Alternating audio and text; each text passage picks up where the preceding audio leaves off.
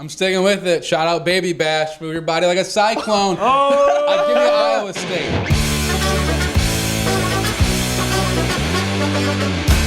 What's up, guys? Episode 4 here. Got a lot to talk about. But first, we had some boots on the ground this weekend. John was up in the shoe. John, how was it, buddy? Yeah, Columbus is awesome, dude. It's a great city. It's always good to get up there and see a great game, you know. I went to IU, 37,000 strong there, and Columbus is a little different, and they hold about 105,000 people. One thing I did realize this weekend was that I am a diehard Ohio State fan, but I hate Ohio State fans. They're annoying. They're belligerent. They think their team's the greatest thing that's ever walked this earth. And I'm kind of glad Michigan beat them for the last 3 years, to be completely honest. You'll never hear those words out of my mouth again. But shout out Game Day. Game Day was awesome. Pat McAfee, absolutely electric. Great to see Saban the GOAT in person. Yeah. No sleep, boys. 28 hours. Made it through the game. IU hung around in the first half. That muff punt really killed us. But we'll get into that a little more later. We'll break that one down. But all around, you know, got drunk, had a great time. Good. So that was awesome. But I'm sure we'll break that down later. I'm going to pass it over to you there in Cincinnati, Ohio, Mac, for the bourbon of the day, kid. How we doing, everyone? What's going on, buddy? We're supposed to be on the ground in Columbus this weekend. Decided to stay home and adopt a bulldog puppy instead. So he's here with me. His name's Thor. He's sleeping. You might hear him snoring. I apologize for that. But bourbon of the day, we got a little Penelope Toasted Rye, one of my all-time favorites as well. Penelope Toasted Rye. Rye. You can find it. It's fantastic. So cheers, gentlemen. Cheers, Have a good buddy. episode. Cheers. Cheers, Hey, buddy. cheers, boys. Yeah, seriously. The boys are back. Yeah. Let's do it. We'll drink. But anyways, we're going to be starting out breaking down some college basketball to start. You know, we're going through the conferences right now, and the one that we chose this week is the Big East. Great basketball conference. Great. But Mackie, I'm going to ask you to lead us off here, buddy. Mac, who is your dark horse for this conference?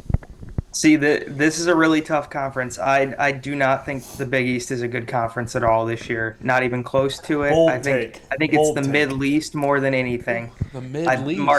Marquette and Creighton are obviously good, and then you have UConn. In terms of dark horses, I see no real value anywhere except for one team, and it's another local team here. The Xavier Musketeers would be my dark horse. This kid's crazy. You're bad. They have Fremantle. That's it, kid. What do you think? You really? Xavier? This is just not, for me, this is not a conference that I see any dark horse playing a role in. And Xavier, to me, has the best team to maybe make some noise, pull some upsets on a week-to-week basis, and be there at the end quietly. All right. Well, hey, Mackie with the Xavier. You know, I threw out BYU last week. Everyone probably thought that was outrageous. But, DP, what is your Big East team to win the conference? Yeah, we're going with Marquette here. You know, this is the first time in Shaka Smart's tenure for Marquette that they have no Kolek. So we'll see how that ends up running. But they do return to top 3 offensive efficiency in the Big East for their 3rd straight year. They have no transfers. I know we were watching that Purdue Marquette game. What was that, Tuesday night? Roll Boilers. The Loss. Boilers suck, fraudulent, not good in November anymore. Matt Painter's a fraud. He can't coach when it matters. That guy's a fraud. All right. Sorry, buddy. No, we're fine. We hate the Boilers out here. Hate the Boilers. So I know on the broadcast there in that game, they said that Purdue and Marquette were one of only a couple teams that didn't have transfers on their team. You know, transfer portal is a big thing here in, you know, college basketball. Probably 5,000 kids entered after the year. So it's kind of crazy that they're kind of, you know, building with their recruits and building what they have. But they obviously have, you know, Cam Jones, absolute stud. You know, he's led them to 6-0 right now, wins over Purdue, Georgia, Maryland. But the main point is he had that triple-double versus Purdue. Thank you for your PRA, Cam Jones, 36.5. Plus cheddar. Thanks, ESPN Bet. Me and John were sitting here sweating it out. It was a fun time. He's also leading the team with 20.5 points, about 6.5 assists, 44% from 3. Another one is Stevie Mitchell, sniper from 3, 57% from 3 to start the year. You know, with that, you know, Sean Jones returning from an ACL from Marquette. They're going to have a lot of players returning who averaged 16 points a game last year. So I like them to contend. You know, St. John's is pretty good too. we'll see if anyone can dethrone UConn, though, and I think, the Golden Eagles have a chance. John, I'll be taking it from here. Once again, guys, I have the winner. You should just parlay every conference winner that I've said so far. You'd probably make a lot of money. But mine is very simple. This is a coach's pick, and I think he's due. Give me St. John to win the Big East this year. Yeah, they played great today, man. Hey, A loss. you like the early losses. You like to get them out of the way. I know they lost by 3 to Georgia today. Hey, they're 5-2. Lost to Baylor on a buzzer beater. This team can compete. They can, John. And I'm all for Pitino. I love Rick Pitino. I know I don't love what he did, but I think he's a great coach. I do. And I watched somebody on a podcast as well that kind of sparked my memory, and he was like, give me St. John's to get the Final Four. And I'm all for crazy ideas, but I don't think that one's as crazy as everyone thinks. I think this St. John team's going to be good, led by R.J. Lewis Jr. I think he's averaging about 17 points and 7 boards as a guard. That kid can play, and we've seen that this past weekend. I know it's early, and, they got some losses, but that Baylor game was great. You guys lived Baylor, great pick. I would have been on the other end of it. Glad I didn't open up DraftKings. Roach for 3. Yeah. Roach for 3. But Neither yeah, of you deserve to win that bet, man. give me St. John's, and I'm going to throw it to John. I know he's got something stupid to say. So, John, give us your dark horse, buddy. I'm with DP here. Give me the Marquette Golden Eagles, Give me the baby. Golden Eagles, baby. Shaka Smart and the boys. To see them pounce Purdue was awesome. Great. It To was see great that watching team that. lose early in the year and hopefully shut a lot of Purdue people up is awesome. But one guy I want to talk about is David Joplin. This guy's a stud, dude. 29 points last night. If anyone was watching that Marquette game, I know a lot of college football on, but they got a lot of guys. They got Chase Ross, the little lefty, number 2. The heart and soul of this team is, Cam Jones is their best player, but Stevie Mitchell is the heart and soul of that basketball team. He is good. I don't know if you guys saw the stat, but he scored the first basket of the game in the first 4 games of the year. He just sets the tone. He plays defense. This guy's the heart and soul of this team, and honestly, like Tyler Kolek once said, I think it's barbecue chicken for Marquette in the Big East this year. The Golden Eagles, baby. Wow. me the Barbecue Golden chicken, Eagles. John says. But I know we just talked about Purdue and Marquette a little bit. We touched into that. But I just want to talk about kind of just like how boring that Duke-Arizona game was. We all know, guys, DP is all about overs. And just by watching the game and looking at the final score, the over was nowhere close. DP, what is your thoughts on that Duke-Arizona game, man? Yeah, watching that game, I had to go back on ESPN bet. I had both team totals at 80.5, and with about 6 minutes to go, it was like, 24-18 or something like that, and I went and looked, and they were still at 80.5, and I'm like, I have a chance. And then it was like 1 point was scored in the next 4 minutes. It was just terrible offense. Caleb Love, Mackey shout out, certified shot chucker. That guy just needs to get out of college basketball. Maybe grow the hair back out again. Yes. I don't know. Go back to Carolina, retire, do something. It was just embarrassing second half of that game. But, Cooper Flagg, LeBron, John, he played well. He had, 24 points. Some say LeBron-esque, baby. Oh, my God. That was the biggest thing in that game to me was that you saw that young freshman respond, the superstar, the future Wooden Award winner. You saw him respond in a big way. Caleb Love saw Duke blue, and safe to say it didn't bring anything to him, any extra juice. That guy's horrible. Either go play for the Shanghai Sharks across the country or retire from basketball because that guy's terrible. He's a certified shot chucker. Shout out Julius Randle. But yeah, that's about all I got on that game. C Love, 3 of 13 from 1 of 9 from 3. Figures. Yeah. No Ballo, no Boswell. You just wonder what this Arizona team's going to be. Yep. They're well coached, but other than that, I'm starting to wonder what else they got. Great bounce back win for Duke, especially on the road. Yeah, sorry. No, you're good. Being able to hold Arizona, 55 points in Tucson. That's a tough deal. After, Duke's last game, you're kind of skeptical of them defensively maybe. But they came out and proved that, they could play defense. It doesn't matter that they're just a bunch of freshmen out there. So I think that was a major step forward for Duke. And, they'll look to build on this, defensive progression going forward. Mac, what did you take from that game? So yeah, obviously not the game anyone expected. The game flow was a lot different, but like John says, there's a lot of teams that don't have identities. This Duke team has a clear identity. They're going to get up in your face every night and they're going to make it hell for 40 minutes on you. And I saw that watching the Duke Kentucky game. Kentucky got no easy baskets, none. And Mark Pope's offense is literally catered for easy baskets and easy shots. There was none that entire game for 40 minutes. Arizona saw that firsthand, and this Duke team is going to be scary come March. Yeah. Beyond scary. Yeah, I agree. I agree with pretty much everything you just said, actually. That Duke team is scary, man. I mean, just like the tenacity that team has. You know, everyone seems like that they, on that starting five and bench, just have that, like, grit to them. You know what I mean? Like, and obviously Duke blue blood. I love their coach as well. But that team is good, and we will see them in the Final Four for sure, in my opinion. I don't think that is even a question. But I know we touched on it a little bit, but we're going to jump into that Baylor-St. John's game again. We were watching it here, bouncing back and forth. What game were we watching other than the Baylor-St. John's game? Do you remember? Yeah, Browns Steelers. Oh, Browns Steelers. Shout out Hetty and Jabu.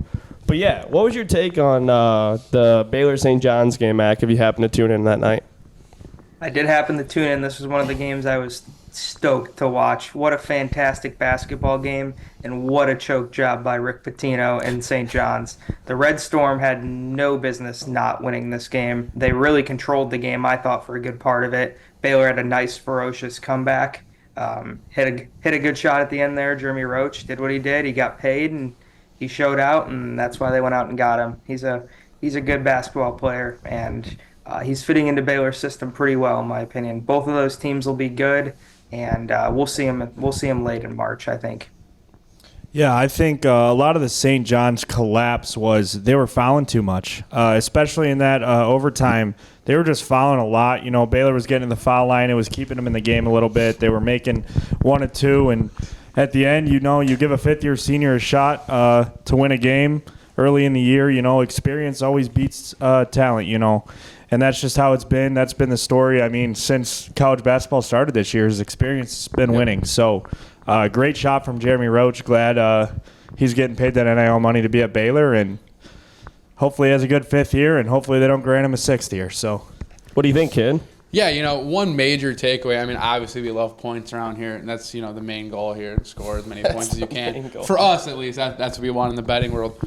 But I really want to talk about the shooting in this game. You know what I mean? Like, these teams shot 51.7% for Baylor and 58.3% from 3 for these two teams. Make it rain. can you? Oh.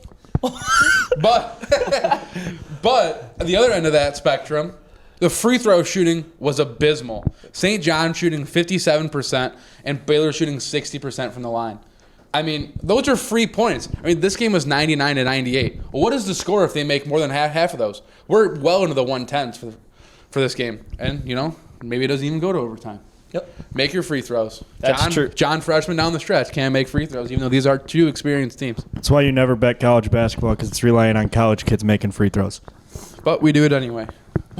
We do it anyways, guys. But we're going to be going into the holiday tourney that's coming up. We're going to be breaking down Maui and who we think's going to win. And once again, I probably have the winner. But, Mac, we're going to start with you, buddy. Who do you think's going to win that Maui Invitational? I am absolutely stoked. Obviously, the Maui Invitational is a staple of Feast Week here, something we look forward to every year. An absolutely loaded field yet again. Yeah. Team, I'm going to go ahead and take the win the Maui Invitational, not at all. I'm going to keep rolling with the Auburn Tigers. Auburn. I love it, Mac. I'm going to keep rolling with AU. Did Dana White sign them yet? Matchup tomorrow night. What do you like about that team, Mac? What do I like about Auburn? Yeah. Experience, great coaching. They play tenacious defense, and they can score with the best of them. I love it. John, who is your winner of the Maui, baby? At plus 1,400. Give me Tom Izzo and the Michigan State Spartans. Oh, my God. Wow. Idiotic. Go figure, but continue. Are you kidding me, dude? This is Michigan State. This is Tom Izzo. You're going to give me him at plus 1,400 Jaden Akins and the boys. We got Jaden Akins. We got Cohen Carr. We got Xavier Bookie. We got Jackson Kohler. We got Jeremy Sears Jr. Are you kidding me? You're going to give me Michigan State at plus 1,400 to win the Maui in early tournament. They got a lot of veterans. They're coached by arguably the best coach in the country, one of the greatest coaches of all time. That's about the only thing I'll agree with you on, but continue. Okay, but can we all agree as long as North Carolina doesn't win it, we'll all be happy? North Carolina sucks. Shout out Jake Mayo. But yeah, I mean, they suck. I'm not taking North Carolina. RJ Davis, go get granted an 11th year of eligibility, you bum. You bum. DP, who's your winner, buddy? Yeah, I'm sticking with it. Shout out Baby Bash. Move your body like a cyclone. I'd give you Iowa State. You know, and strictly before what I said for the Big 12, defense will travel. You know, them going out to Maui, you know, these teams could have jet lag. I think the closest team to Maui is Colorado. And that's still, you know, mid-United States. So, I mean, all these teams are coming from the East, you know, Midwest, flying out to Hawaii. I just think defense will travel for Iowa State. You know, granted, I think they do play Auburn in their first matchup. That should be a great game. So, if they can hold down Auburn's points, you know. But I also thought the same thing for when Auburn played Houston. And Auburn proved me wrong. MAC, I think that's going to be a great game. Auburn, Iowa State. You know, there's some great matchups. I'd also like to shout out Dayton. If Dayton can, you know, somehow upset the Heels, I think Dayton could have a small chance, you know, plus 5,000 for them to win the whole thing. They would need a few teams to, you know, fall here and there. Dominoes need to fall the right way. Mm-hmm. But, you know, this field's going to be great. You know, I'm excited to watch this. I can't wait, though, for 2026. The Irish will be at Maui Invitational. Might have to make the trip. Make the trip, yeah. Dayton, shout out Chris Holtman, baby. He's doing a great job over there. He is, man. He is. But, again, I've got the winner. Okay. And I'm so happy that my buddy Mackey brought up the winning team because that is who will be winning the Maui. Plus 330 on DraftKings. I mean, this is just a no-brainer play. Screw UConn. They suck. No, they're actually good, but I think Auburn can beat them. But I don't think anyone in that field can hang around with Auburn. If they get hot, I don't see any team hanging with Auburn. I don't. Bruce Pearl, great coach. We love him. He gets fired up. He's all sweaty, sweatier than some of the players on the bench. And how do you say his last name? Janai Broom. Janai. I said it both wrong. He's averaging 20 points and 11 rebounds. This is a Wooden Award candidate. Easy. Especially when they're in the national championship. So give me Auburn to win the Maui. What are you going to say, buddy? I mean, this Maui field, there is some great talent in this entire field. I mean, all the way down to the bottom, you know, Dayton's got players, Sparty, you know, UNC, Iowa State, Auburn, UConn. This is going to be a great field. I'm just really excited how this is going to play out. Oh, I'm pumped. Absolutely. It's going to be awesome. Because you know we'll be seeing points on the board. Yeah, we might be calling off work a few days this week to watch a little bit of the Maui Invitational. Oh, yeah. I mean, gentlemen, we have a top 5 matchup tomorrow night in the first round of this tournament. If that doesn't get you fired up, then you just don't like college basketball. I agree with you, buddy. I completely agree with you. But we will be switching it over to some college football, and boy, oh boy, do I have some stuff to say about this IU and Ohio State game. First off, shout out that punter for ruining that game. I texted my buddy, shout out Chef. I said that ruined the entire chances of Indiana. You know, I thought we were in control. I wouldn't say we were in control of the game, but we were in control of the pace of play. 7-7, he just got to catch the ball and punt it away. Hey, they get 3 before halftime, that's a win. You know what I mean? And in my opinion, that just opened up the floodgates. As we know, like good teams, they find a rhythm, they score. That's just how it is. And after they came out and scored on that first drive, a lot of hope there. Because they did. They looked good. They were converting. They were getting to 3rd and shorts and converting on the 3rd downs. But, yeah, like I said, I mean, shout out that punter. I don't know who you are, but you better not be on scholarship next year if we're not in the playoff. That's all I got to say. John, what do you think, buddy? Yeah, take away the punt team. There's 14 points. I mean, Caleb Downs made a great play on that punt return. That's just talent making a play. That's $2 million in NIL right there. I mean, Ohio State paid for their team. Congratulations. IU didn't pay for their team. They hung around in the first quarter. Honestly, in the first half, That game's probably going to halftime 7-7 if he doesn't botch that punt. But the atmosphere was electric. Ohio Stadium rocking, big game, the game next weekend. So we'll be looking forward to that. But I think IU's still going to be a playoff team.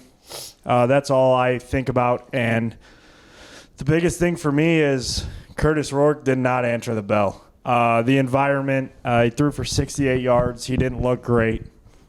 He had a lot of missed throws. Ohio State's run game, or Indiana's run game, looked pretty good. It did. Will Howard surprisingly looked good. Emeka Egbuka, Carnell Tate, Jeremiah Smith, they got too much talent on the outside. Ohio State's got a good chance to win the national championship. You heard it here first. That's a road game. If that game's in Bloomington, I think it's a lot closer. If it wasn't for our punter, I think it's a lot closer. But the Hoosiers will be back. Their season's far from over. And Purdue, we'll see you next week, you bums. 1-10, you. Wow. Okay. DP, what do you think, buddy? Yeah, I thought that, when IU forced them going 3-and-out very first series and they got the ball, went right down the field and scored. I actually, said to my dad, shout out Dad, I was like, dude, this is going to be an absurd game. Because I'm like, IU literally just cakewalked the entire way down the field and put up 7 points on an Ohio State defense who was, second in total points allowed in the whole in the entire country. I'm like, is IU going to somehow run away with this game early? And, after the first quarter being up 7-0, I was like, damn, like they have a shot. Yeah, yeah. This game is going to be close. And it just, Rourke didn't look the best. But this is, as I said last week, Ohio State's defense will show up eventually. And, it finally did show up, after that first series. They, stonewalled them until, they got their last touchdown in the fourth quarter. Whenever they wanted to. They could get to Rourke whenever they wanted to. Yep. Tuimoloau and Sawyer could do whatever they wanted on the tackles. It seemed early that Ohio State was kind of nervous to pressure. It almost like they were worried about, if Rourke can actually throw the ball downfield or not. And they realized, we're going to send, 6-7 guys and you're not even going to get the ball. You're going to be sacked before you hit your third step when you're trapped. It is what it is for the Hoosiers. They lost, 23 points. Sorry. Yes. And, it was they're still in the top 10 in the AP. They're number 10. We'll see how the CFP plays. I think the AP polls garbage. But we'll see. They definitely still have an outside shot. I just want to add in there that I think that Ryan Day is a complete having your veteran running back slide at the 2-yard line and being able to knee the ball out of respect of knowing that your team has lost, and then you punch it in the end zone, I think you're a complete. And I will be sending this to you on Twitter because that is just, I don't know, like that rubbed me the wrong way, like completely. I know you're an Ohio State fan, run up the score, whatever, but there's a reason he slid. You know what I mean? It was out of respect of the game, and I hate Ryan Day as it is, but like I thought that was just such a that's like the Oregon coach calling a timeout and watching the Michigan fans walk out. That was great, by the way. Yeah, if you're an Oregon fan, stuff like that, and I just might be like a little bit mad because I'm a Hoosiers fan, but it's just like, yeah, you heard what I had to say, but it's just, I don't know. I didn't like that at all. If I seen him in an alley, he'd get hit. Mackie, what do you think about this game, buddy? Michigan beats Ohio State next week. Hate to say I told you so, gentlemen. It was just too good to be true. I mean, when you put millions of dollars in NIL money on the line against a roster full of FCS players that have come over and fully exceeded expectations, and then you combine 105,000 people in a stadium and they've never seen that before, it's just a recipe for disaster. And one play, as you guys saw, changed the entire momentum. Shout out to James Evans, IU's punter, 1 carry, negative 23 rushing yards yesterday. Fantastic performance. Way to go, man. You let the whole team down. One question for all three of you. I just want a yes or no answer. Is IU making the playoff? Yes. I don't know. Mackie? I'm going to give you more than a one-word answer. I'm going to say yes. ESPN's Football Power Index has them at a 98% shot to still make it. Yep. Shout out DraftKings. I caught you on September 17th. Hoosiers 30-1. I got 10 on that bad boy. The miracle season ain't over. Hoosiers! We love it. But we're going to go into the Irish game. I mean, wow, did that feel good, DP? didn't Yeah, it? I mean, this is just going to be the narrative. It's how it is every single year. We'll come into this matchup. Army's ranked, 19th, undefeated. We beat them by 35 points, and it's going to be, it was just Army. That's just how it is. That's the same shit that they said about Navy. Like, it's going to be the same thing that they're going to say now. Now, I do think Army might get a benefit of the doubt, and they might still be at 25. But shout out the troops. yes. But, what really came out in this game was, Notre Dame stymied this rushing attack out of Army. Yeah. Army, was leading the country, 330 whatever yards per game. Notre Dame held them to 207. I mean, the defense was just all over them. Bryson Daly couldn't do anything. But, what really triggered me was at the end of the game, Notre Dame's got, walk-ons, whatever they have in the game. Obviously, Army's still trying to score. I mean, they almost didn't. It's just like, you don't want to lose by 42, you'd rather lose by 35. It's the same stuff that happened last week with Virginia. I don't really care about stats with points and stuff like that, but it's just angering because, that game's really 49-7. Yeah, I agree. Irish look good, man. Like I said last week, Leonard just looks like a totally different quarterback than what he looked in weeks 1 through 3. And I think we can all attest to that. I was worried about him early in the season. I know we both were. Pretty much the whole country was for Notre Dame, to be completely honest. But Freeman has these boys playing ball. And like DP said, I think everyone's going to say it's Army, this, and that. But I think we're going to hold on to the number 5 spot as long as we get stuff done with USC. And yeah, I'll be honest, I don't think anyone wants to come into South Bend during this weather change that we're having. It's starting to get cold, and some guys just can't play in the cold, John. So what was your thoughts on that Notre Dame-Army game? Shout out Notre Dame. Those jerseys were tough. They were. I love those jerseys, and I don't got much to say about the game. The only bold take I got is Notre Dame national championship contender. I hate saying that. I hate Notre Dame. I hate that they're Notre Dame fans, but that team's legit, and I'll be honest, I think the Northern Illinois loss helped them out a little bit. It was good to see them lose a game early in the year, especially with this cupcake schedule. So, yeah, I just really have two points of concerns. I mean, they've obviously been beating the crap out of everybody that they've played, basically since the Louisville game, I guess. Mm-hmm. That, going to need Leonard to play a full game. Right. Like, I think they pulled him out too early. Steve Angeli came in the game, with like 5 minutes to go in the third quarter. Like, I understand you want to protect your quarterback, etc., but like, I think you need to have him play that entire third quarter out, and then you put Steve in, in the fourth quarter. And then, secondly is, we don't play well in Southern California at the end of the year. So, I know USC is down. I was hoping UCLA pulled it out and we were able to keep them, from not making a bowl game.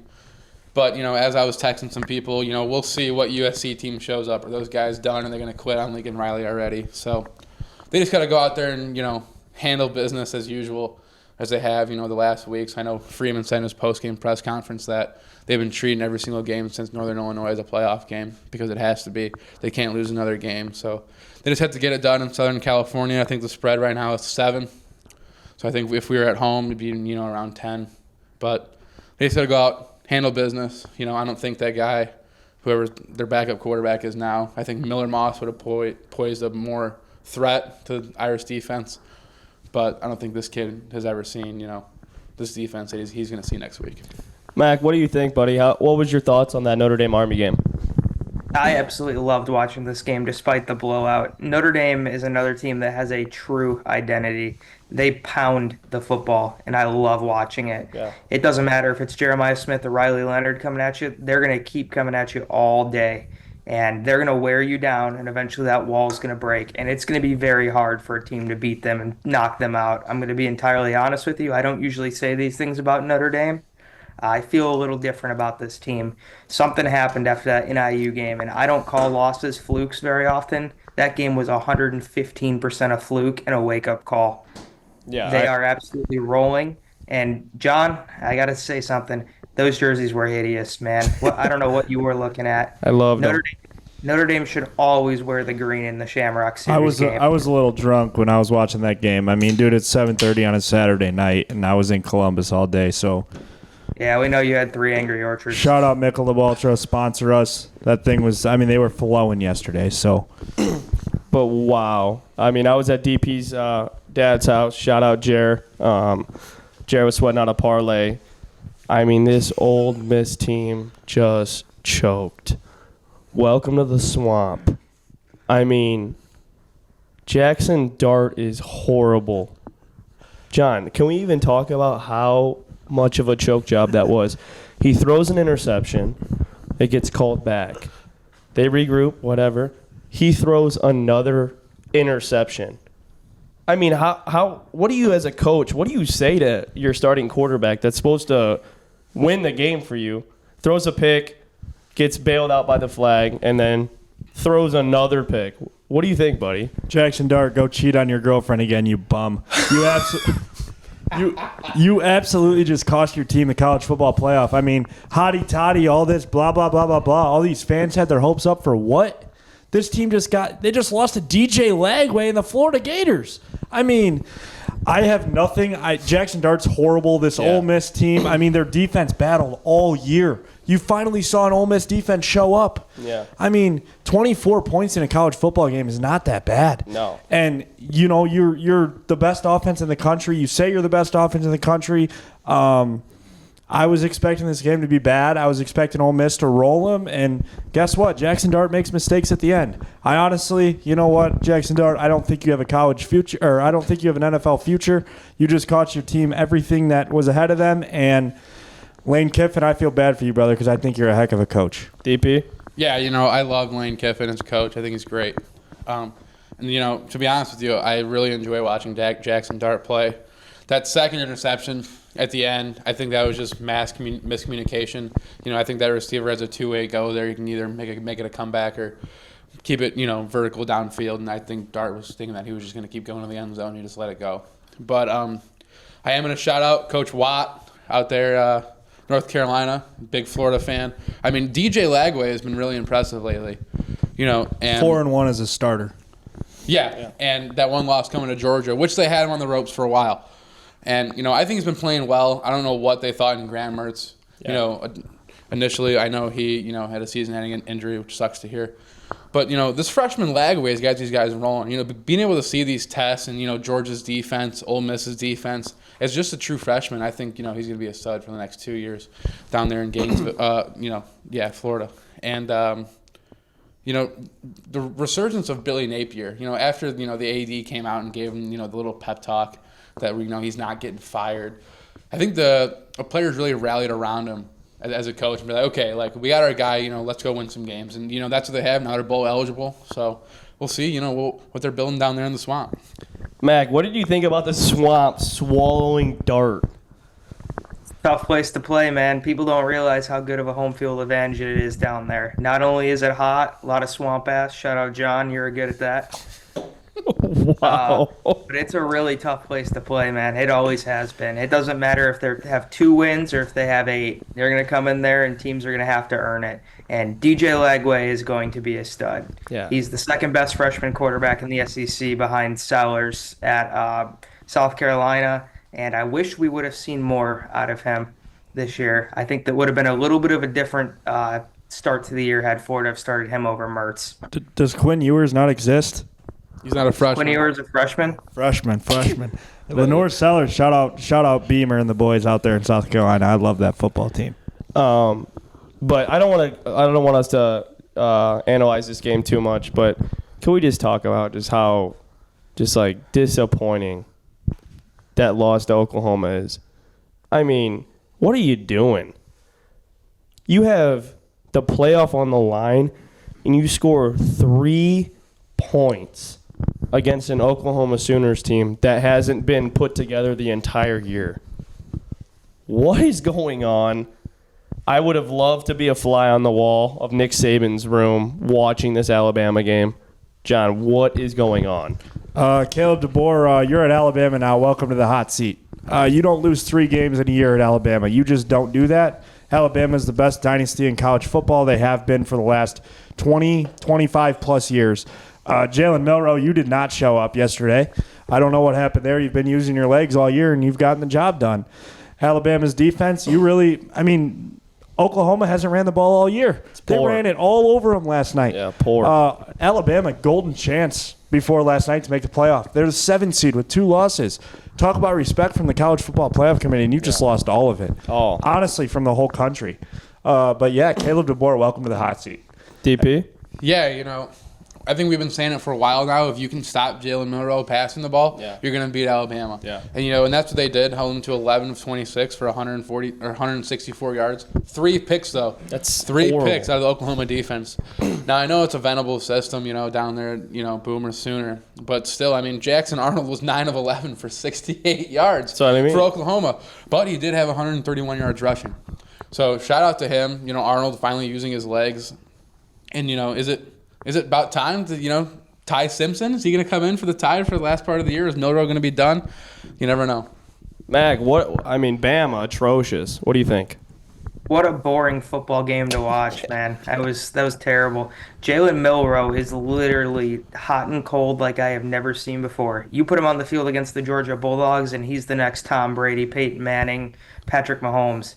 You put him out there and you play Oklahoma, and you have Scott Tolzien and Curtis Painter out there. I mean, that was pathetic. Shout out Painter. He cost his team a playoff shot worse than Jackson Dart did. We should be getting on him more than we got on Dart. And I like Jalen Milroe. I do think there's a lot of talent there. But if he can't harness it in, he has no NFL future. I agree. He is exciting to watch, though. I think Milroe is a good quarterback. And I think that, honestly, I just truly think that the Sooners just had a scheme to go in there and to run the football. I really do think that's what their plan was. And if that was what their plan was, they executed that to their fullest potential. I mean, how many rushing yards did they say? About 250, almost 300. I'm pretty sure 260 total. I think Venable's a great coach. Yeah. I mean, Oklahoma, they're a true football school, and they're not going to stop fighting all year long. No, I agree with you, but it's still, I mean, at a certain point, you gotta play man and fill the gaps and let your linebackers that are getting NIL money for Bama to use their instincts and go and tackle the ball carrier. I mean, this is horrible. It's actually I'm happy to see Bama go down, but it's just everyone's going to say it's Bama. They can beat anyone in the country. Well, they just got stonewalled and put up 3 points against a Sooners team that is below average at best. By a team that lost to Texas by 30. This just proves that Alabama doesn't belong. They're done. Shout out Dinner. I hope you lost more money on them yesterday. That's where I think, where the AP poll is garbage. Yeah. The AP still has Bama at 13. Should they be, around 15 to 20? Having 3 losses now? I mean, take them out of the top 25. I mean, I think Arizona State has a great argument to be ahead of them right now. Kenny Dillingham and the boys got those guys playing. That coach is electric. I love him. Electric. Shout out Kenny Dillingham. Dan Campbell Jr. right there. I love him, man. He's all fired up. Shout out whoever took that video of him when they were by the referees. That's awesome. That's great video media footage. But, I mean, how about them Auburn Tigers? Gritty. Hugh Freeze. 43-41. These Auburn Tigers, man. I mean, wow. What a football game. DP, what are your thoughts, buddy?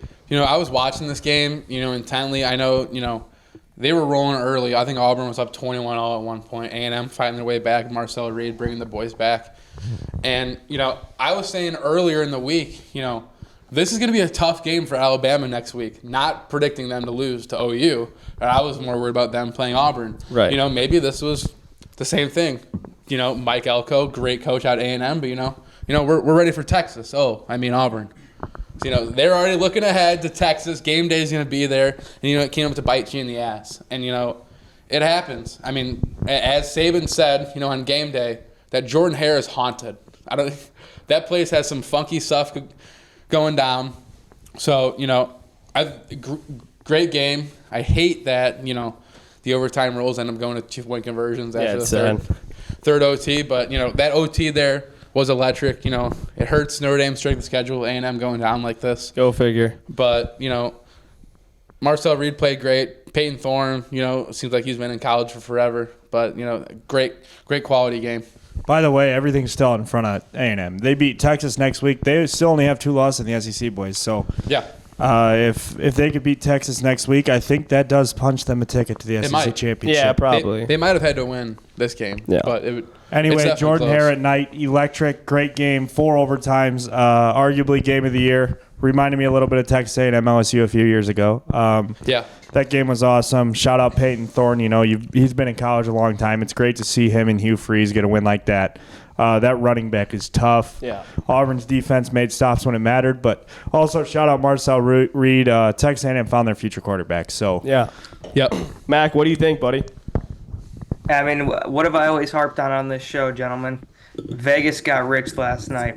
Everybody saw Texas A&M at -1.5 and go, there is no way the 1-5 SEC team wins this game, right? There is no way. A&M's got everything to play for. They host Texas next week. Well, guess what? They overlooked Auburn. They looked forward to the Texas rivalry getting renewed, and they got beat. Yeah. I just love Auburn. I don't know what it is. Shout out Ridgeway, Auburn / IU fan, but Jordan Hare is the most underrated atmosphere in the country. People don't bring it up enough. It's incredible yeah. out there on the plains. But we are going to be heading into the NFL. Oh, sorry. Oh, One last thing. Sorry. Quinn Ewers is going for an MRI. Does that impact next Saturday's game? no, A&M, Texas. Arch Manning's ready. yeah, no, he's not. But anyways, Browns-Steelers game. We're here. Go figure. Shout out, Kel. Thanks for the living room. I mean, I love Jameis Winston. You know, I like when he's talking into the microphone. I like when he's playing on the field. I mean, this guy actually loves football. And, you know, that Steelers team, I know, John, you don't agree with me, but I truly believe that Steelers team is a Super Bowl caliber team because Mike Tomlin wins. You know, never had a losing season. And we knew it was going to be a tough game. We thought the spread was wrong, and it was, obviously. So we all knew it was going to be a tough, gritty game. But that snow had a true impact, in my opinion.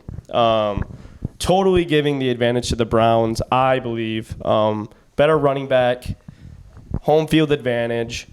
But how as the Steelers do you lose this game? John, what do you think? Shout out Jameis Winston. What do you say? We ain't leaving here without a victory.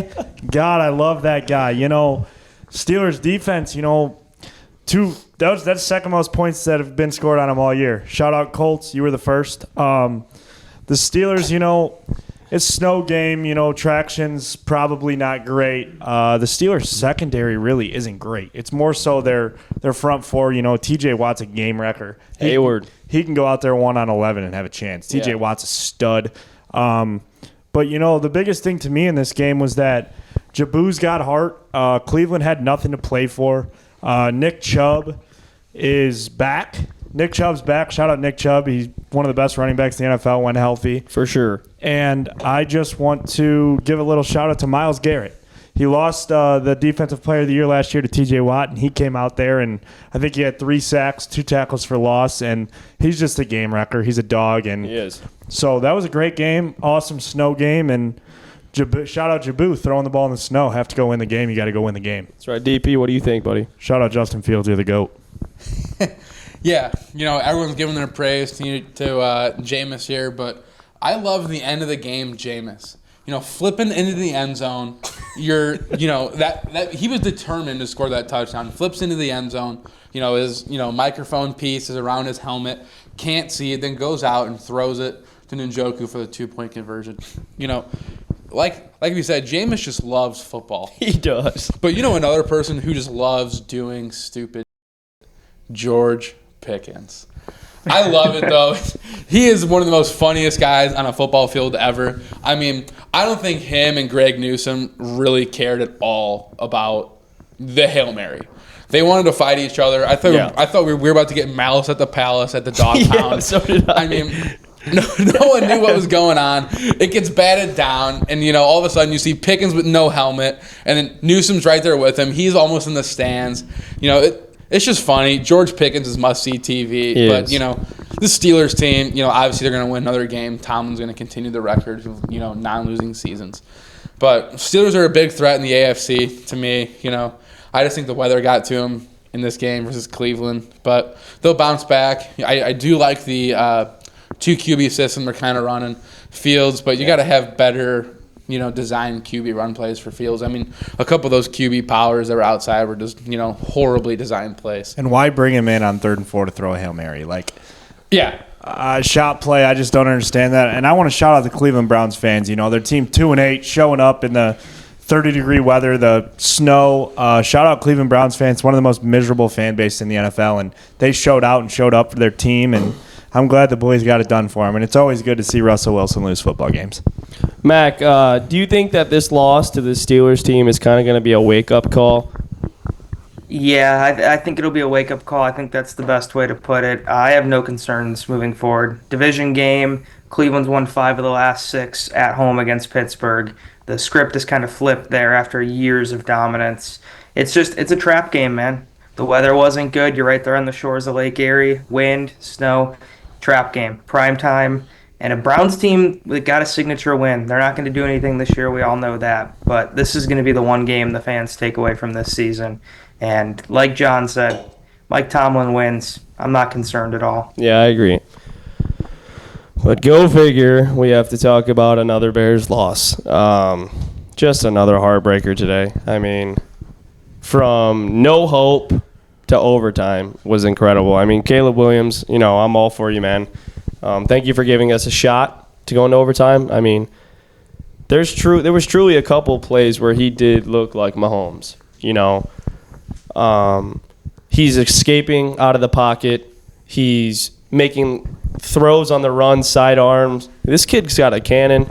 I hate the Vikings, but I bet on them going into overtime. I heard the Bears won the coin toss, and I threw 50 on the Vikings at plus 110.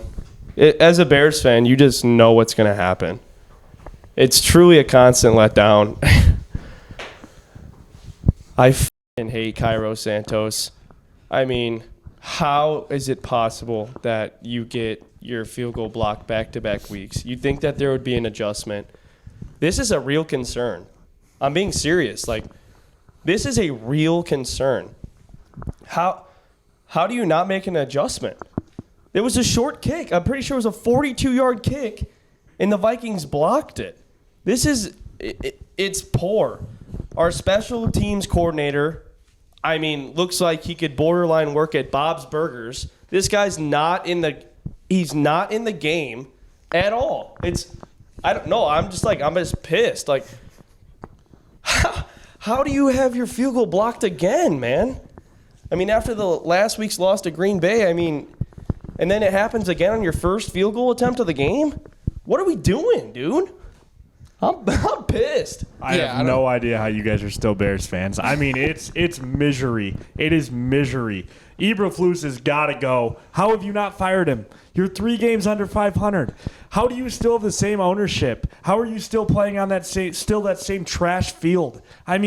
What the Bears organization, honestly, I don't care about the Bears. I don't give a heck about their organization.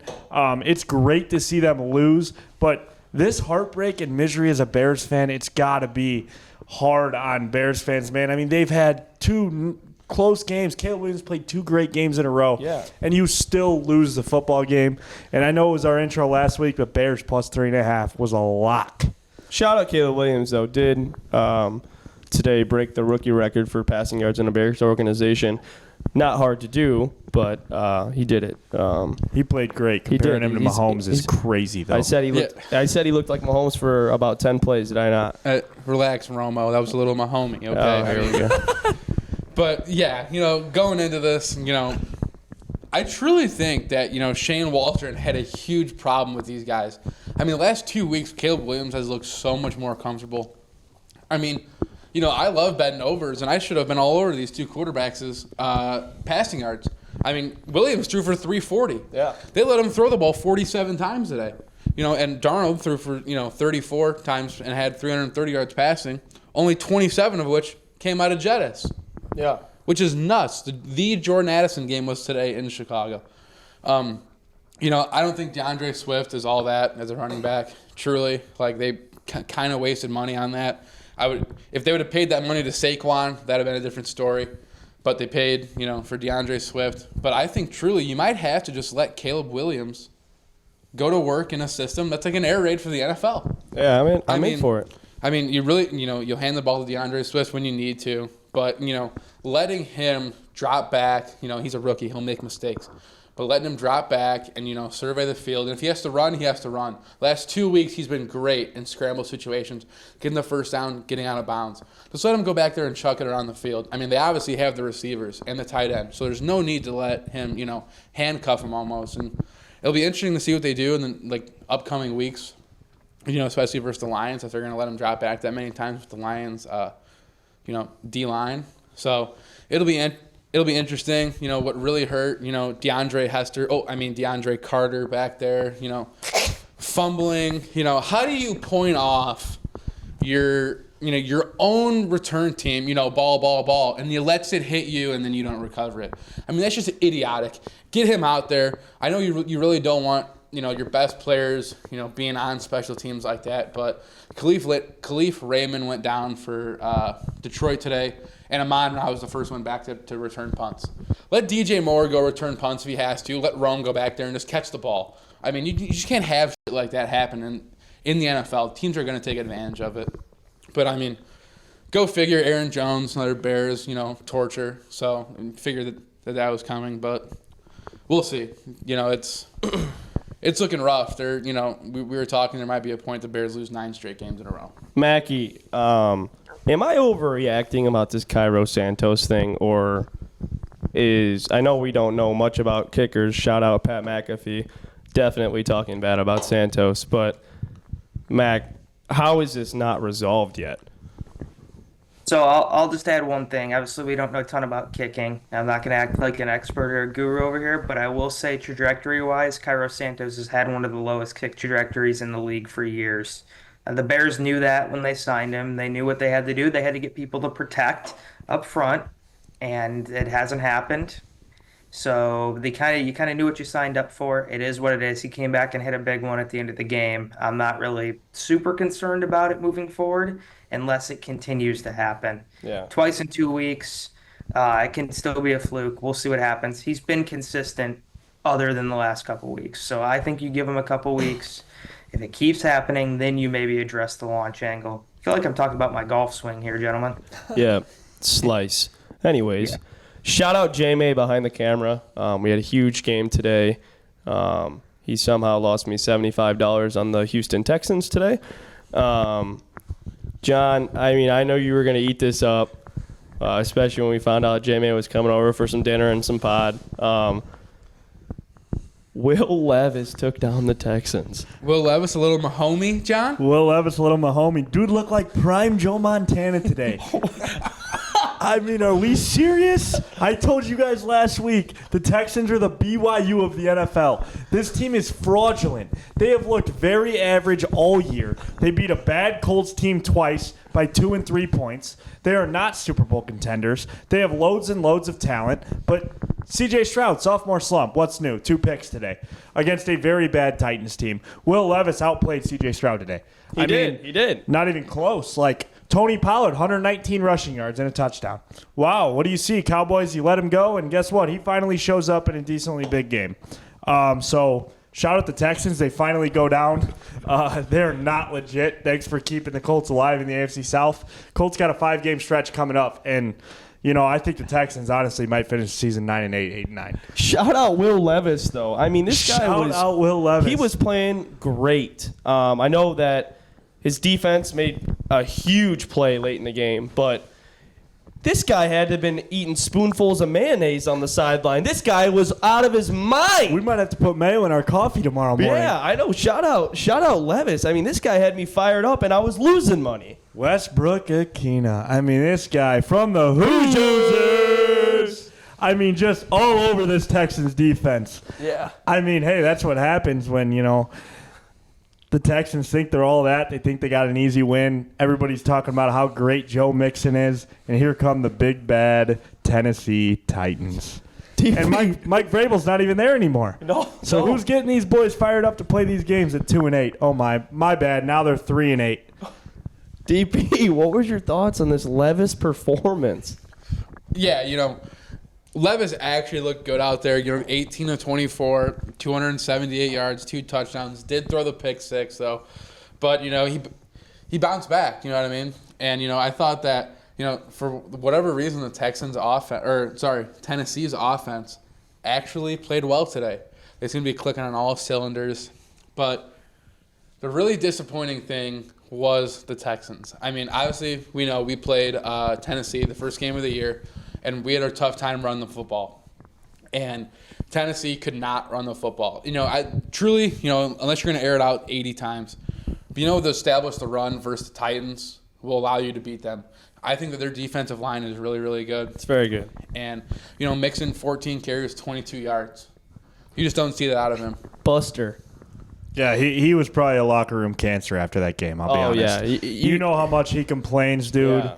And I'll never understand Joe Mixon. I mean, the guy's on a good team finally. They're 7-5. They're leading the division. And if he has 10 carries where he's getting a yard a carry, he just throws an absolute fit. And he does. He 100% has an attitude problem. And I never knew that about him until, the camera started paneling to him. You know how they do. They just randomly go to a player or something. And Stroud threw an incompletion today. And Joe Mixon's just going like this. I mean, if anything, you should have your boys back. Everyone knew that Stroud did not look good today. But they were in the game. You know what I mean? You can have an off game and your team can rally around and win. But that didn't happen today. But I just feel like, what do you expect if you guys aren't all put together? You know what I mean? Bobby Slowick, maybe kiss your job goodbye. Yeah, it might be time. Shout out J-Man. I know he wants Bobby Slowick gone. And I mean, there's got to be a difference. But D'Amico Ryans is a great coach, and I think this isn't panic mode for the Texans. Yes, D'Amico, great coach, but you can't give up 32 points to the Titans. I mean, that's just bad defense. Stroud throws the ball 33 times today. 9 targets can go to Nico Collins. I'm sorry, Tank Dell's had a down season. I know, some stuff's going on with him. But, you drop back, 33 times. Nico Collins should be getting 15 targets. I agree. mean, he's by far your best receiver. I know, people have him in fantasy, on the pod, stuff like that. You want him to get those yards. Seems that Cade Stover has somehow taken over as a more leading tight end than Dalton Schultz. OH. Oh, no. But I still think Houston's leading the division, but it could be close to hitting the panic button here soon. Mackie, what do you think, buddy? I mean, shout out Huffines Titans. Is this worrying for a J-May Texans fan? Obviously it is, yes. But I'll ask you guys, what's the most profitable NFL bet one can make?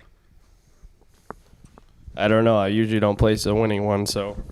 The over? NFL divisional road dog. Did you hit on the Titans money line today? You were Titans money line? No, I just took the cover.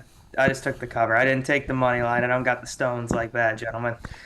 Something I did. Sorry, Mackie, to interrupt you. I did call that Cowboys upset today. Wow, Cooper Rush getting it done. Mike McCarthy probably keeping his job. Micah Parsons, that defense fighting, and Zach said it first. Commanders are frauds. So I did. But Mac, we'll go back to you. I didn't mean to interrupt you, but you said you sparked the underdog. So yeah, no, that's a good example. Another division road dog wins outright with the Cowboys today. 10-point dog at that. That's incredible. In terms of the Texans, though, obviously the talent's there. They've had injury issues. Stroud's having a little bit of a sophomore slump. We know that. They have the ability to get hot when it comes down to the playoffs. They could win 2 games in the blink of an eye. But as of right now, I just don't think the outlook looks too good. They're going to win the division. No other team in the AFC South really has it. The Colts ain't ready. As much as John and I want them to be, they're not ready. So the Texans will cruise this division, and once you get in, it doesn't matter. You have a quarterback that's played there before and has proven that he's good. I think he'll figure it out, and he'll at least give us something to think about as they get into the wild card round. Would you like to add something to that? No, if we could talk about the Texans, etc. But I just want to give a shout out Baker Mayfield. You finally give him back Mike Evans, and they put up 30 points. Bucky Irving, ladies and gentlemen. Bucky. I love Welcome to the Baker. NFL. You know, Mr. DeVito, Yeah. take it, I go love, Baker. I love Baker. Why would they cut Daniel Jones? I will never understand that. I mean, that game would have been miles and miles closer if Daniel Jones Yeah. is still at quarterback. We don't need to waste our breath on that franchise. We know what they're No. doing. They're tanking for a pick. There's no reason Drew Lock should be sitting behind Tommy DeVito. Tommy DeVito. You know, Let's roll into the There's NBA. a Yeah. lot of bad franchises in the NFL, gentlemen. Is there any worse than the New York Football Giants? There right never now? will be. No. But we're going to throw it to Johnny for the NBA segment. John, give us your 2 games that you are throwing at us, and then us 3 will give our 2-leg parlays. To start us off, shout out Aaron Collins. Eric Collins, Hornets announcer. LaMelo Ball, how do you do? First game we're going to be talking about Wednesday night, doubleheader on ESPN. Thunder, Warriors. 1 and 2 in the West right now. This game is going to be awesome, high scoring. I don't know if you guys have been watching the Warriors, but Andrew Wiggins has been playing some basketball. I mean, this guy. He's your guy, John. He is my guy. Over in threes a game. Yes, over 1.5 threes a game. Andrew Wiggins is a lock. But I look for this game to be great. The Warriors play defense. The Thunder play defense. Shea Gilgeous-Alexander's a stud. He's a stud. Jalen Williams, J-Dub, he's a stud. This team's got a lot of pieces, this Thunder team. And, you know, this Warriors team, they got a whole new identity. They're playing with depth. Curry's only playing 25, 26 minutes a game. They're 12-4. They lost to the Spurs last night. Trust me, it pained me, every bit of me. But what do you guys think on this game? And do you look for the Warriors to bounce back and keep rolling, or do you look for this young Thunder team to finally submit their legacy in the West? So where is this game being played? This game is at Golden State. At Golden State. They don't attract too many fans. Give me the Thunder. Shea Gilgeous-Alexander is one of the 5 best players in the NBA, and no one will change my mind. This guy is a certified bucket getter. This guy has been scoring since he played at Kentucky. Nobody in the NBA can guard him. There's no one. He can get to any shot he wants. The only way to stop him is to double team at the top of the key off the pick. This guy is unreal. I see Shea probably putting up a 35 spot because he's going to have to. But I'd say probably the Thunder by 5. What do you think, Matt? Or I'll give it to you, DP, actually. Yeah, you know, I'm not going to play a spread in this game. I know these teams are really good defensively. You know, both of them are. With, you know, the Warriors' depth, defense, you know, Chet, etc. for the Thunder here. But I'm looking for this to be an explosion of offense. Yeah. Give me the over. Give me both team totals over. Give me Curry and Shea, 25+ each. Yeah, shout out Steve Kerr. I mean, just think about all these Warriors teams that he's had, and he's made every single one of them work. I mean, how many of these super teams have actually worked out? And here he is again. He doesn't have a super team, but he's got depth, and he's making a bunch of pieces fit with other pieces. And you know, it's great to see a good coach in the NBA, and you know, stick it out no matter who comes there. You know, they changed GMs. Mike Dunleavy's there now, and I think this Warriors team's got a lot of pieces. And like Curry said, the only reason he's playing basketball is because he wants that 5th ring. Mac, what do you think, buddy? You got the Thunder like me? I think this is a complete coin flip, gentlemen. I wouldn't be surprised if the Thunder opened at 1.5, which is basically enticing you to take the Warriors. Right. So I will not be touching it with a 10-foot pole. Like DP said, I think an explosion of offense is likely to happen here. We'll be cleaning the calendar to watch this game. I'm excited, stoked. Shea's one of my favorite players in the league. You know that. Jamal Murray would be number 1. Shea's probably 2. Only 2 Kentucky basketball jerseys I have. I'll be tuned in on Wednesday night, and I look for a lot of offense, and I think it comes down to the last couple possessions. John, give us game 2, kid. Yeah, this game's the one that gives me the chills a little bit. This is the one that fires me up. Doubleheader Wednesday night. 2 must-see TV ESPN games Wednesday night. So if you're not doing anything, you know, the night before Thanksgiving, it's Blackout Wednesday. But I'll be tuning into these NBA games. Mavs, Knicks. This game's going to be awesome. You know, you get no fourth quarter Luka, who doesn't ever show up when it matters, versus the new look New York Knicks. Karl Anthony Towns, Dante DiVincenzo, Jalen Brunson. Very good young team against a very experienced team with Kyrie, Clay, Luka, and this Mavs team, I don't really exceeded expectations yet this year, and this Knicks team's kind of starting to, but they're on the come up, and I look for this game to be great, and I honestly think the winner of this game could get on a run here going into December. So big game here, and let's chat about it a little bit because this is exciting. Yeah, so, even though I'm pretty sure Luka's not playing in this game, correct? Luka, I think he's out. Right? I believe Luka. Yeah, Luka's out. I believe Luka has an injury. He is a fraud, though. But no, he's not. But I think that this Mavs team can compete without him. You obviously miss his offensive ability that he has. He is another guy that can make any shot on the floor. But I love the Knicks. I do. I love Coach Tims. If you're playing your guys 35 minutes and you're winning basketball games, nobody should be able to say anything to you. You're winning the games. But I do think that not having Luka is going to be a little bit too much for this Mavericks team. I know I love Kyrie Irving, but I don't know. I think that this Knicks starting five has finally put it together. And, Cat just looks so good for the Knicks right now. Yeah, and DiVincenzo's not there anymore, by the way. He's on the T-Wolves. My bad on that. Cat just looks so good. He looks so, he's so involved in the offense, and I think that is the major difference that you see from Randall and having Cat on the New York Knicks. With Randall, it was like it's either Randall or Brunson. There was no in between. There was no fluidity. You know what I mean? And if Brunson's not getting his shot, he goes to Cat. Or he goes to the role players that Coach Tims brought. And, I honestly think that – because Knicks play defense too. So, give me the Knicks by – is this in New York? Is this in the Garden? Dallas. I believe it's in Dallas. Oh, it's in Dallas? Okay. Give me the Knicks by 6. Yeah, I'm taking all Mavs here. This is a Kyrie Irving 40-piece waiting to happen. I still think, from when he was in Brooklyn and Boston, he still doesn't like the Knicks. I think this is going to be a game that you look for Kyrie, no Luka, go for 40. And, don't expect Klay to shy away either. I think Klay, 5 or 6 threes could go down, pretty easily. Look for, Lively and, Gafford to maybe try and contain Cat as much as possible. And, I don't think Brunson and company can really guard Kyrie. Kyrie's one of the most unguardable players in the league. But I would also look for, Brunson to get his shots off. I think he could, possibly go for 25 in this game.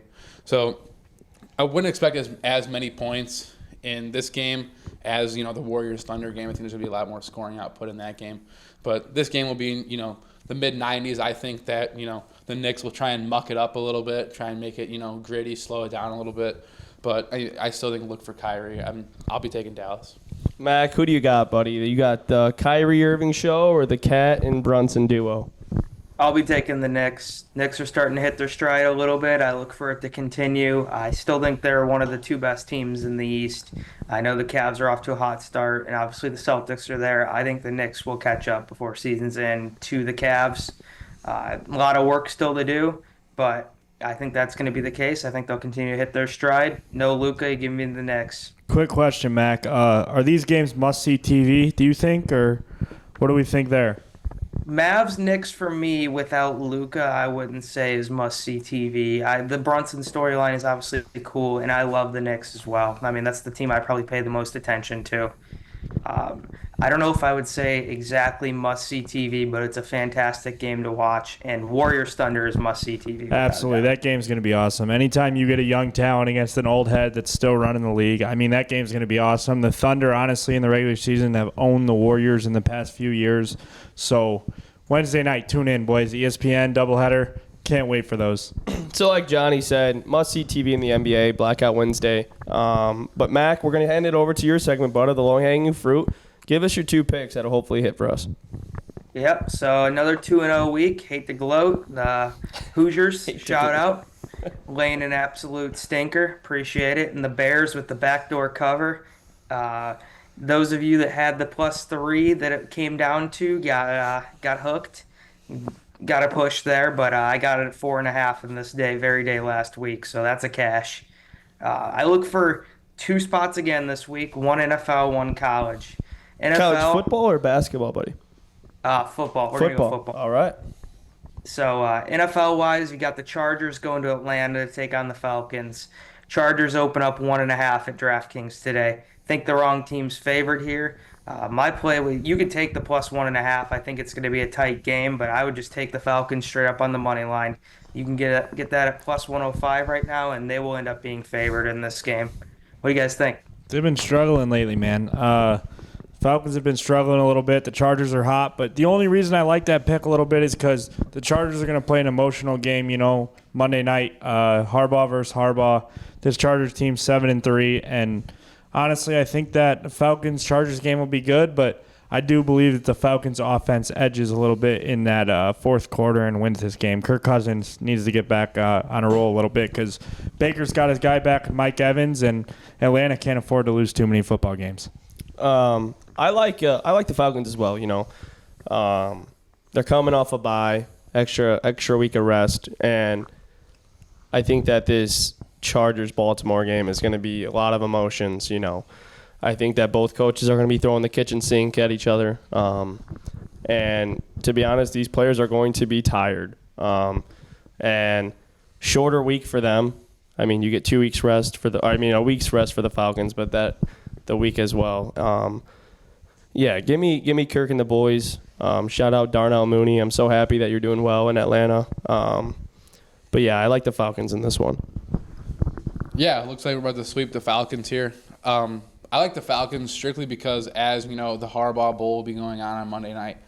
I think the Chargers defense could, get punched in the mouth a little bit. Maybe I think that game's gonna be great. But just look for those guys up front, merely in the front seven, to get worn down a little bit, and then having Atlanta coming off the bye, expecting full force out of their defense, trying wear down the offensive line from the Chargers.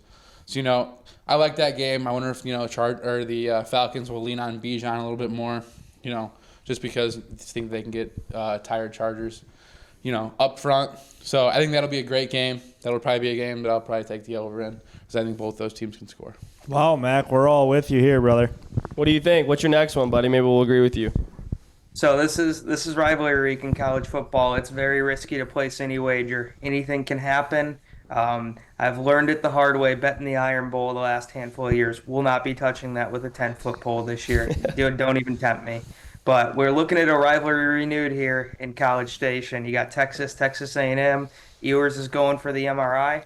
DraftKings, once again, shout out, is put A&M up as 5-point dogs on Saturday night. I don't see any reason Texas should be favored by more than a field goal here. This is going to be an absolute rock fight. Over-under opened at 48.5. They know there's going to be a lot of defense played. I like the Longhorns to win, but I don't see it being anything more than a 20-17 or 27-24 win for the Longhorns. What do you guys think? Home game, biggest game of the year for A&M. College game day is going to be there. College Station's always rocking. In my opinion, it's a top 3 atmosphere in college football. I really lean A&M here. I honestly might sprinkle on the money line a little bit, especially if Quinn Ewers doesn't play. I mean, that's kind of a world of difference. Arch Manning's a stud. He's going to be a stud, family blood. But I look for A&M to bounce back in this game, and I think Texas goes down. And we got a lot of conversations to have next week about the SEC. Yeah, Mackie, I'm happy you brought this game up because as of today, this is going to be a very important game because of Quinn Ewers' MRI. I hope A&M wins. That'll make the Irish look better. And I really do love your plus 5.5. Like you said, this is a rivalry game. There's no reason that this should be anything more than a field goal. But yeah, I'll probably even play the money line for A&M. But that's me. I like to get a little frisky in the DraftKings. But DP, what's your thoughts on that 5.5 line? Yeah, I think this game is going to be, one hell of a battle. Yeah. I think Kyle Field is going to be more rocking than it was week 1 versus Notre Dame. I think, A&M and Texas, the old school rivalry now being renewed. I think there's some major hatred there. But look for Marcel Reed to make some plays with his legs. I think Carson Beck kind of took advantage of Texas during that game. That's kind of like their biggest game of the year.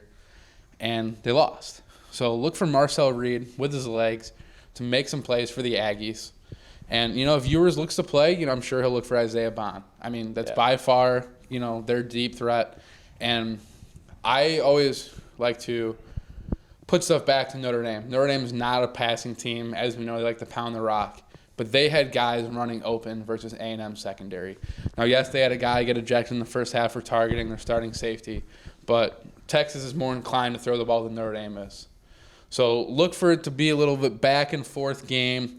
48.5. I agree with Mackey. It could be a 13-17 type game. But don't count it out as this being 35-30. Because these two teams could end up going back and forth. This would be a game, really intriguing game, 6:30. I'm going to stay away from anything right now. It'll be interesting. I'll see how the line moves. But I think it's going to be a great game Saturday night.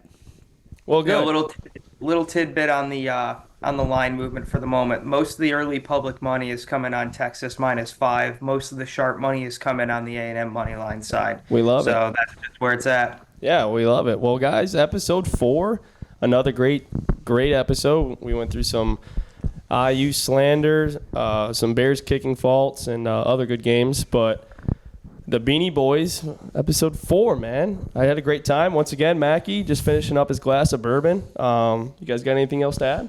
Beanie Boys, we out. Good episode, boys. Yeah. Happy Thanksgiving, everybody. Let's have a great weekend. Watch some football, drink some beer. There's a whole bunch of stuff going on.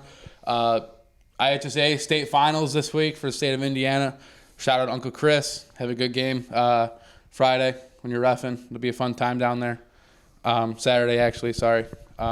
It'll be a fun weekend, guys. A lot of holiday hoops this week. Tune in, guys. Going to be a lot of great college basketball on. And be smart with your bets and be careful with the lines. It's early in the year, and Vegas is a little fishy, Mac, you got anything to say, buddy? Yep, just as always, when you look at it from a handicapping perspective, anything that you think's too good to be true probably is. Don't take those lines, especially early here in college football and during rivalry week here. And let's cash some damn tickets, gentlemen. Hey, cash some tickets and don't drink on drive on Blackout Wednesday, guys. All right, Beanie Boys out. See you guys.